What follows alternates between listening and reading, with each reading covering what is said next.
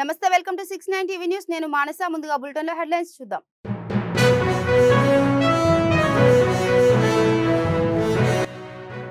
నేటి నుండి ఇంటర్మీడియట్ పరీక్షలు ప్రారంభం 6 నెలల చిన్నారితో పరీక్ష రాయడానికి వచ్చిన తల్లి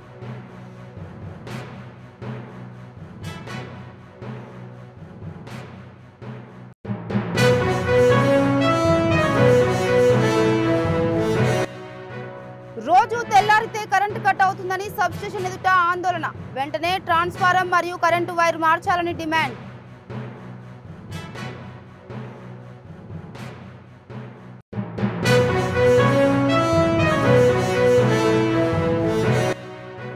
మినిస్టర్ క్వార్టర్స్ లో మంత్రి పొన్నం ప్రభాకర్ ను గౌడ సంఘాల నేతలు గీత పారిశ్రామిక కార్పొరేషన్ కు నిరాకే బాధ్యతలు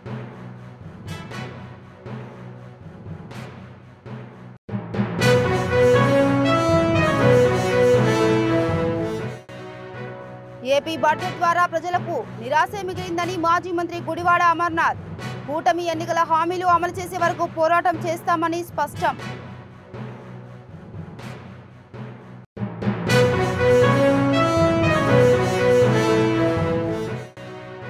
పేదల ఆకలి తీర్చడం ఎంతో గొప్ప కార్యక్రమమన్న మాజీ మంత్రి ఎమ్మెల్యే తలసాని శ్రీనివాస్ యాదవ్ మానవ సేవ చారిటబుల్ ట్రస్ట్ ఆధ్వర్యంలో 90 రోజుల పాటు ఉచిత అన్నదాన శిబిరం ప్రారంభం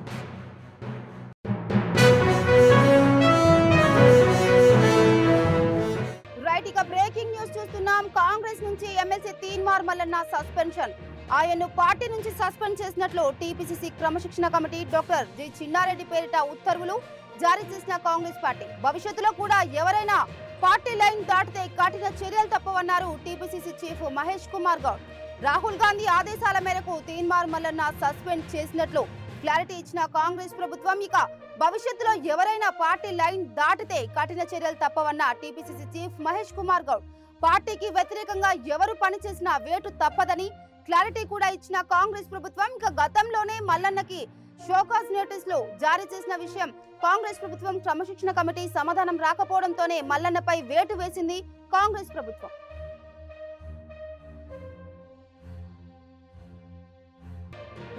బ్రేకింగ్ న్యూస్ చూస్తున్నాం. కాంగ్రెస్ నుంచి ఎమ్మెల్సీ తీన్మార్ మల్లన్న సస్పెన్షన్. ఆయన్ను పార్టీ నుంచి సస్పెండ్ చేసినట్లు టీపీసీసీ క్రమశిక్షణ కమిటీ డాక్టర్ జి చిన్నారెడ్డి పేరిట ఉత్తర్వులు జారీ చేసిన కాంగ్రెస్ పార్టీ భవిష్యత్తులో కూడా ఎవరైనా పార్టీ లైన్ దాటితే కఠిన చర్యలు తప్పవన్నారు టీపీసీసీ చీఫ్ మహేష్ కుమార్ గౌడ్. రాహుల్ గాంధీ ఆదేశాల మేరకు తీన్మార్ మల్లన్న సస్పెండ్ చేసినట్లు క్లారిటీ ఇచ్చిన కాంగ్రెస్ ప్రభుత్వం ఇక భవిష్యత్తులో ఎవరైనా పార్టీ లైన్ దాటితే కఠిన చర్యలు తప్పవన్న టీపీసీసీ చీఫ్ మహేష్ కుమార్ గౌడ్. పార్టీకి వ్యతిరేకంగా ఎవరు పనిచేసినా వేటు తప్పదని క్లారిటీ కూడా ఇచ్చిన కాంగ్రెస్ ప్రభుత్వం ఇక గతంలోనే మల్లన్నకి షోకాజ్ నోటీసులు జారీ చేసిన విషయం కాంగ్రెస్ ప్రభుత్వం క్రమశిక్షణ కమిటీ సమాధానం రాకపోవడంతోనే మల్లన్నపై వేటు వేసింది కాంగ్రెస్ ప్రభుత్వం. ఇక డీటెయిల్స్ కెళ్తే ఇంటర్మీడియట్ పరీక్షలు ఈ రోజుతో ప్రారంభమయ్యాయి. అయితే మొదటి పార్వతీపురంలో ఇంటర్మీడియట్ మొదటి సంవత్సరం పరీక్షకు 6 నెలల చిన్నారితో పరీక్ష రాయడానికి వచ్చిన తల్లి తన బిడ్డతో కలిసి పరీక్ష రాసింది. ఇదిలా ఉండగా పరీక్షలు సజావుగా సాగడానికి అధికారులు అన్ని ఏర్పాట్లు చేశారు.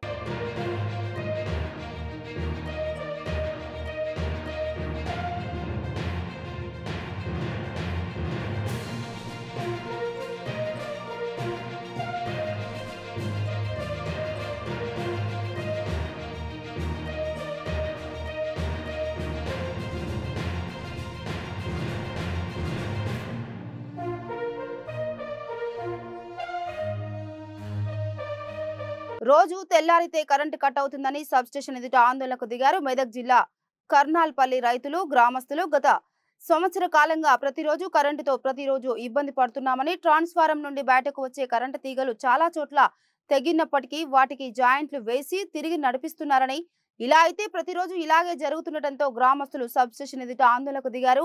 వెంటనే ట్రాన్స్ఫారం మరియు కరెంటు వైరు మార్చాలని డిమాండ్ చేశారు.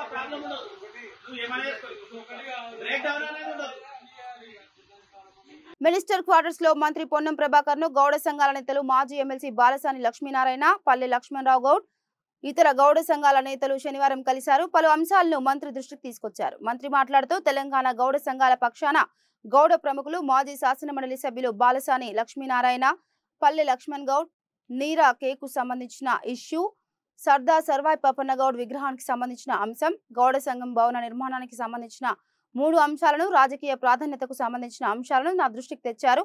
నిన్ననే నేను పిసిసి మహేష్ కుమార్ గౌడ్ ముఖ్యమంత్రితో మాట్లాడాము. భవన నిర్మాణానికి సంబంధించి ప్రముఖులందరినీ కలుపుకొని మార్చి తర్వాత భవన నిర్మాణానికి ప్రారంభించేలా చర్యలు తీసుకుంటాం. ట్యాంక్ బండ్ మీద సర్వాయి పాపన్న గౌడ్ విగ్రహానికి స్థలం విషయంలో గతంలో చూసిన స్థలం కానీ వేరే స్థలాన్ని చూసే బాధ్యత ముఖ్యమంత్రి మా ఇద్దరికి అప్పగించారు. నీరా కేఫ్ సంబంధించి టూరిజం ఎక్సైజ్ శాఖ మంత్రి జూపల్లి కృష్ణారావుతో పాటు ఎండి ప్రకాష్ రెడ్డితో వారి కార్యాలయంలో సమావేశం ఏర్పాటు చేశాం. బీసీ కార్పొరేషన్, గీతా పారిశ్రామిక కార్పొరేషన్ ఎండి సమావేశంలో పాల్గొన్నారు. ఆనాడు శ్రీనివాస్ గౌడ్ ఒక ఆలోచన చేసి నీరా కేఫ్ ఏర్పాటు చేసి ఉండొచ్చు. ఇప్పుడు దానిపై రాజకీయం చేయడం అనవసరం. మేము కుల ప్రతినిధులుగా కులానికి సంబంధించిన విషయంలో బాధ్యతగా వ్యవహరించే ప్రయత్నం చేస్తున్నాం. ఆనాడు నీరా కేఫ్ కట్టే సందర్భంలో గీతా పారిశ్రామిక కార్పొరేషన్ కు దాని హక్కులు అప్పగిస్తే ఈ రోజు ఇబ్బందులు ఉండకపోయేవి. సగం సగం చేయడం వల్ల ఈ రోజు ఇబ్బందులు ఉన్నాయని అన్నారు. టూరిజం ఎక్సైజ్ శాఖ మంత్రి జూపల్లి కృష్ణారావు, టూరిజం ఎండి నీరా కేఫ్ స్థలం టూరిజం శాఖకు సంబంధించినది. టర్మ్ అండ్ కండిషన్స్ చేసుకుని నీరా కేఫ్ ను పూర్తి స్థాయిలో గీతా పారిశ్రామిక కార్పొరేషన్ కు అప్పగించడానికి నిర్ణయం తీసుకున్నామని చెప్పారు. తెలంగాణ గౌడ సంఘం పక్షాన గౌడ ప్రముఖులు, అదేవిధంగా మాజీ శాసనసభ్యులు సభ్యులు పల్లె లక్ష్మణ్ గౌడ్ గారు ఈరోజు నీరా కేఫ్ కు సంబంధించిన ఇష్యూ కావచ్చు, సర్వాయి పాపన్న ఇష్యూ కావచ్చు, అదేవిధంగా గౌడకు సంబంధించినటువంటి భవన నిర్మాణం సంబంధించిన 3 అంశాలను, అదేవిధంగా రాజకీయ ప్రాధాన్యతలకు సంబంధించిన అంశం మీద దృష్టికి తేవడం జరిగింది. దీనికి సంబంధించి నిన్ననే నేను మహేష్ కుమార్ గౌడ్ గారు ముఖ్యమంత్రి గారితో మాట్లాడి భవన నిర్మాణానికి సంబంధించి కొంత ప్రముఖులందరినీ కలుపుకొని మార్చ్ తర్వాత భవన నిర్మాణాన్ని ప్రారంభించే విధంగా చర్యలు తీసుకుంటామనేటువంటి మాట ముఖ్యమంత్రి గారు స్వయంగా ఎందుకు మీరు దాని మీద ఇనిషియేట్ చేస్తలేరని చెప్పినారు. దాంతో పాటుగా సర్వాయి పాపన్నకు సంబంధించి ఆ ట్యాంక్ బండ్ మీద ఉన్న విగ్రహానికి సంబంధించిన స్థలం విషయంలో కూడా గతంలో ప్రతిపాదించిన స్థలము లేదా దాని దగ్గరలో మంచి స్థలానికి సంబంధించిన అంశం మీద మేము మా ఇద్దరికే బాధ్యతలు అభిప్రాయం ఈ 2 విషయాలను వారితో చర్చించడంతో పాటుగా నీరా కేఫ్ సంబంధించి జూపల్లి కృష్ణారావు గారితో, టూరిజం ఎండి ప్రకాష్ రెడ్డి గారితో నిన్న వారి కార్యాలయంలో సమావేశం ఏర్పాటు చేసుకున్నాం. బీసీ కార్పొరేషన్ తరఫున, అదేవిధంగా టాడీ కార్పొరేషన్ ఎండి గారు కూడా నిన్న సమావేశంలో పాల్గొన్నారు. ఈరోజు దానికి సంబంధించి ఆనాడు శ్రీనివాస్ గౌడ్ గారు ఒక ఆలోచన చేసి దానికి సంబంధించిన ఏర్పాటు చేసి ఉండొచ్చు. కానీ ఈరోజు దానికి సంబంధించిన విషయం లోపల రాజకీయం చేయడానికి ప్రయత్నం చేస్తే అనవసరం దయచేసి. ఎందుకంటే ఇది మేము కూడా కుల ప్రతినిధులుగా కులానికి సంబంధించిన విషయం లోపల బాధ్యతగా వ్యవహరించే ప్రయత్నం చేస్తాను. అందుకు సంబంధించి ఆనాడే ఒకవేళ ఈ కట్టే సందర్భంలోనే కంప్లీట్ గా దానికి రైట్స్ అన్ని టాడీ టాపర్స్ కోఆపరేటివ్ సొసైటీకి ఇచ్చేస్తే ఇబ్బంది లేకుండే. ఈ సగం సగం చేయడం వల్ల ఈ రోజు ఇబ్బంది వచ్చింది. అందుకే నిన్న టూరిజం ఎండి గారు, అదేవిధంగా టూరిజం శాఖ మంత్రి, ఎక్సైజ్ శాఖ మంత్రి జూపల్లి కృష్ణారావు గారు ఈ యొక్క మొత్తం నీరా కేవ్ స్థలానికి సంబంధించిన సంస్థలు టూరిజం డిపార్ట్మెంట్ కు నామినల్ గా, ఎందుకంటే స్థలం బాగాలేదు కాబట్టి కొంత టర్మ్స్ అండ్ కండిషన్ చేసుకొని కంప్లీట్ గా ఇది toddy toppers corporation hand over చేయడానికి నిర్ణయం తీసుకున్నామనే మాట సందర్భంగా. ఏపీ బడ్జెట్ ద్వారా ప్రజలకు నిరాశ మిగిలిందని మాజీ మంత్రి గుడివాడ అమర్నాథ్ అన్నారు. వైఎస్ జగన్ ను విమర్శించడానికి బడ్జెట్ ప్రసంగం అంతా జరిగిందని, నిత్యం జగనన్న నామస్మరణతోనే కూటమి పాలన జరుగుతుందని చెప్పారు. ప్రజల నమ్మకాన్ని కూటమి పాలన కోల్పోయిందని, జగన్ కంటే ఎక్కువ పథకాలు ఇస్తారని ప్రజలు భావించారని, చంద్రబాబు అంటే మోసమని మరోసారి రుజువైందని అన్నారు. తల్లికి వందనం, అన్నదాత సుఖీభవకు నిధుల్లో కోత పెట్టారని, ఆడపిల్లకు వందనం, ఉచిత బస్సు, నిరుద్యోగ వృత్తికి అసలు నిధులే కేటాయించలేదని అన్నారు. వైఎస్ జగన్ మేనిఫెస్టోను భగవద్గీతగా భావించారని, 90% పైగా హామీలు అమలు చేశారని, జగన్మోహన్ రెడ్డి విలువ ఇప్పుడు అందరికీ తెలుస్తుందని, కోవిడ్ సమయంలోనూ సంక్షేమ పథకాలను అమలు చేశారని, కూటమి ఎన్నికల హామీలు అమలు చేసే వరకు పోరాటం చేస్తామని చెప్పారు. మనం ఎవరినైతే ఎక్కువ నమ్ముతామో వాళ్ళే మనల్ని మోసం చేయగలరు. ఆ రకంగానే గతంలో అనేక సందర్భాల్లో చంద్రబాబు నాయుడు గారు అంటే మోసం అని చెప్పి తెలిసిన గతంలో ఆయన 3 సార్లు ముఖ్యమంత్రిగా ఇచ్చినటువంటి మాటని ఎప్పుడు నిలబెట్టుకోకపోయినా ఆయన చూపెట్టినటువంటి ఆశని ఈరోజు ప్రజలు నమ్మి ఓట్లేసినందుకు మళ్ళీ నట్టేట ముంచేసేటువంటి కార్యక్రమాలు చేశారు. ఎక్కడ సూపర్ 6 సంబంధించి ఎన్నికల్లో అధికారంలోకి రావడానికి, ప్రభుత్వాన్ని ఏర్పాటు చేయడానికి ప్రధానమైనటువంటి ఒక ఆయుధంగా వాడుకున్నటువంటి సూపర్ 6 ఏమైపోయిందో తెలియదు. పోనీ ఇచ్చినటువంటి మాటను నిలబెట్టుకుంటారా అంటే ఆ నమ్మకం ప్రజలకు లేదు. ఎందుకు లేదు అని అంటే గతంలో నవంబర్లో 2024-25 సంబంధించినటువంటి బడ్జెట్ ని, సరే అధికారంలోకి వచ్చినటువంటి 6 నెలల తర్వాత మీరు బడ్జెట్ ని ప్రవేశపెట్టారు. బడ్జెట్ ప్రవేశపెట్టినప్పుడు ఏం చెప్పారు? ఏదైతే అమ్మఒడి మీరు దాని పేరు మార్చి తల్లికి వందనం అని చెప్పి పేరు మార్చి 5,300 కోట్ల రూపాయలు అందులో పొందుపరిచారు. ₹1 నాకు విడుదలైందా? ఎవరికన్నా ఒక తల్లికో ఒక బిడ్డకో ₹1 ఇచ్చారా? లేదు. రైతు భరోసా కింద ఏదైతే మీరు అన్నదాత సుఖీభవ అని చెప్పి పేరు మార్చి మీరు చెప్పారో దానికి ఒక 1,000 కోట్ల రూపాయలు కేటాయింపులు చేశారు. ₹1 చెల్లించలేదు. సరే, ఇంకా ఫ్రీ బస్సు గురించో లేదా మహిళలకు ఇస్తామన్నటువంటి నెలకు 1,500 రూపాయల గురించో లేదా నిరుద్యోగులకు ఇస్తానన్నటువంటి 3,000 రూపాయల గురించో లేదా సంవత్సరానికి ఇస్తానన్నటువంటి 3 సిలిండర్ల గురించో వీటి గురించి ప్రస్తావనే లేదు. సరే, దీని గురించి పక్కన పెడదాం. మళ్ళీ నిన్న మీ బడ్జెట్ కేటాయింపుల్లో ఈ సంవత్సరం తల్లికి వందనం కింద 9,000 కోట్ల రూపాయలు కేటాయించారు. సరే, ఇస్తారో ఎవరో అనేటువంటి తర్వాత విషయం. మీరు ఇచ్చినటువంటి ఎన్నికల హామీ ఏంటి? రాష్ట్రంలో ఎంతమంది 1వ తరగతి నుంచి 12వ తరగతి వరకు పిల్లలు ఉంటారో, తల్లికి ఎంతమంది పిల్లలు ఉంటే అంతమంది పిల్లలకి సంవత్సరానికి 15,000 రూపాయలు ఇస్తా ఉన్నారు. ఎందుకంటే గతంలో మేము ప్రభుత్వంలో ఉన్నాం. మేము అమ్మఒడి కింద అనేక పథకాలు అనేక సందర్భాల్లో 5 సంవత్సరాలు వారికి 15,000 రూపాయలు చొప్పున చెల్లించాం. మాకున్నటువంటి లెక్కల ప్రకారం రాష్ట్రంలో 80 లక్షల మంది పిల్లలు ఉన్నారు. ఇది ప్రభుత్వ లెక్కలు. సంవత్సరానికి 80 లక్షల మంది పిల్లలకి 15,000 రూపాయలు చొప్పున ఇస్తే 12,000 కోట్ల రూపాయలు కేటాయింపులు చేయాలి.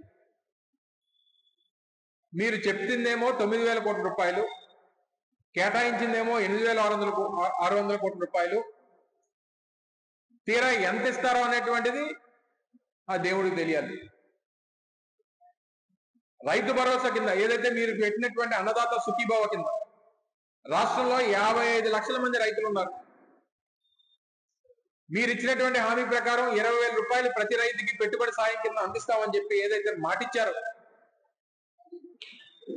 ఆ పెట్టుబడి సాయం కింద ఇస్తానన్నటువంటి దానికి 11,000 కోట్ల రూపాయలు కేటాయింపులు చేయాలి. మీరు కేటాయించింది 6,500 కోట్ల రూపాయలు.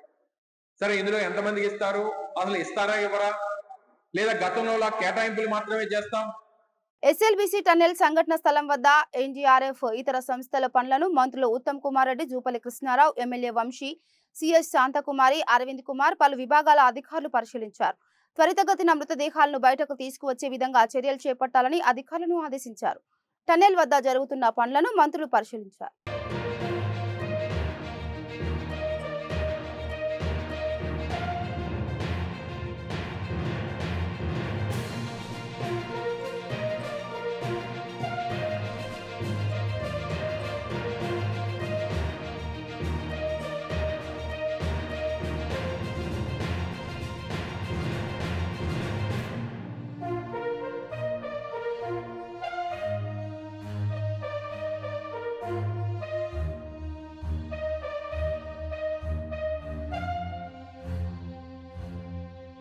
పేదల ఆకలి తీర్చడం ఎంతో గొప్ప కార్యక్రమమని మాజీ మంత్రి సనత్ నగర్ ఎమ్మెల్యే తలసాని శ్రీనివాస్ యాదవ్ అన్నారు.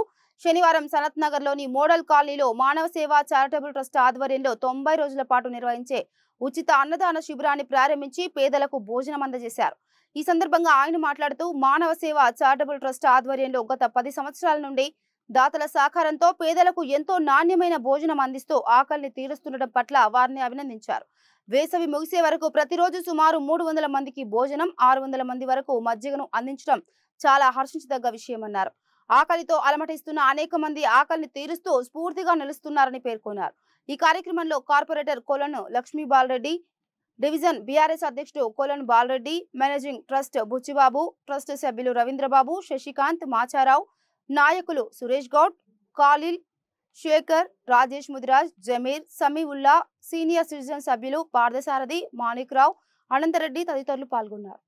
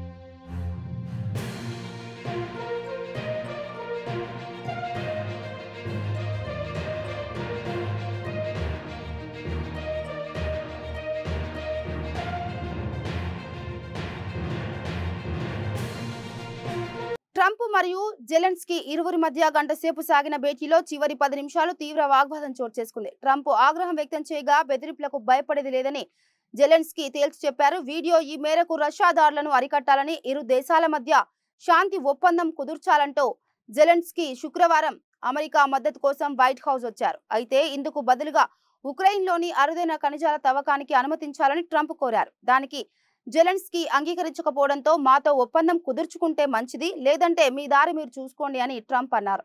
దీంతో భవిష్యత్తులో తమపై రష్యా దాడులకు పాల్పడితే రక్షణ కల్పించాలని జెలెన్స్కీ బలంగా అడిగారు. ఈ క్రమంలోనే ఆగ్రహానికి గురైన ట్రంప్ ఇన్నాళ్లుగా సహాయపడుతూ వస్తున్న దేశంతో మాట్లాడే పద్ధతి ఇది కాదన్నారు. ఇది అవమానకరంగా ఉందంటూ జెలెన్స్కీపై మండిపడ్డారు. In front of the American media, right now you guys are going around and forcing conscripts to the front lines because you have manpower problems. You should be thanking the president for trying to bring an end to this conflict. Have you ever been to Ukraine that you say what problems we have? I have been to. Come once. I've actually watched and seen the stories, and I know what happens is you bring people, you bring them on a propaganda tour, Mr. President. Do you disagree that you've had problems bringing people into your military? We have problems. And do you think that it's respectful to come to the Oval Office of the United States of America and attack the administration that is trying to prevent the destruction of your country? A lot of questions. Let's start from the beginning. Sure. First of all, during the war, everybody has problems. Even you, but you have nice ocean and don't feel now, but you will feel it in the future. God bless. You don't know that. God bless. You don't God know bless. that. You will not have a war. Don't tell us what we're going to feel.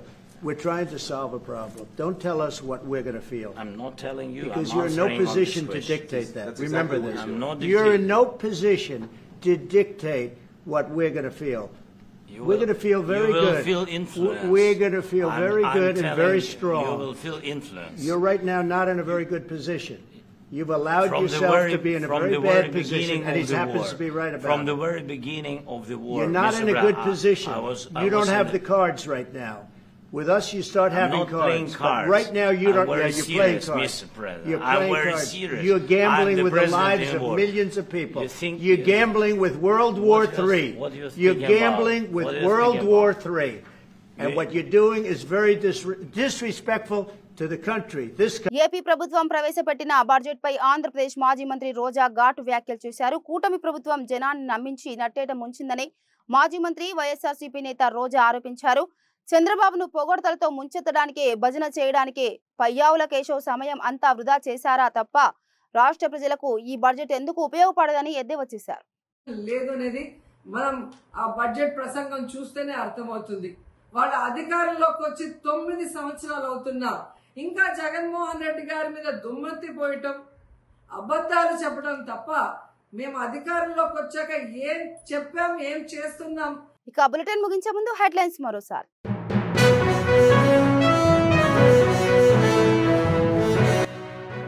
నేటి నుండి intermediate పరీక్షలు ప్రారంభం. 6 నెలల చిన్నారితో పరీక్ష రాయడానికి వచ్చిన తల్లి.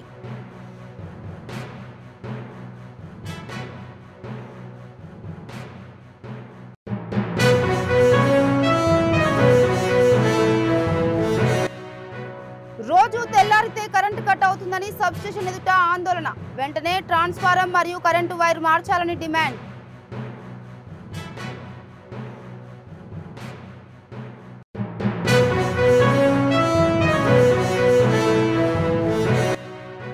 Minister quarters లో మంత్రి పొన్నం ప్రభాకర్ ను గౌడ సంఘాల నేతలు.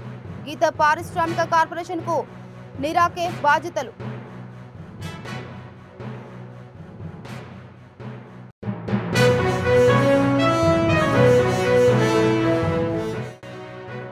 ఏపీ బడ్జెట్ ద్వారా ప్రజలకు నిరాశే మిగిలిందని మాజీ మంత్రి గుడివాడ అమర్నాథ్. కూటమి ఎన్నికల హామీలు అమలు చేసే వరకు పోరాటం చేస్తామని స్పష్టం.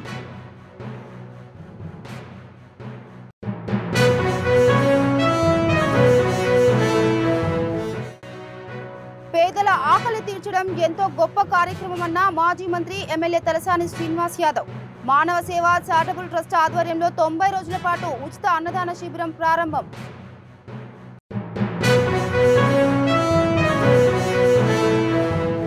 ఇవి బులెటిన్ అప్డేట్స్. మరో బులెటిన్ తో మళ్ళీ కలుద్దాం. అంతవరకు చూస్తూనే ఉండండి 69 టీవీ న్యూస్. నమస్తే.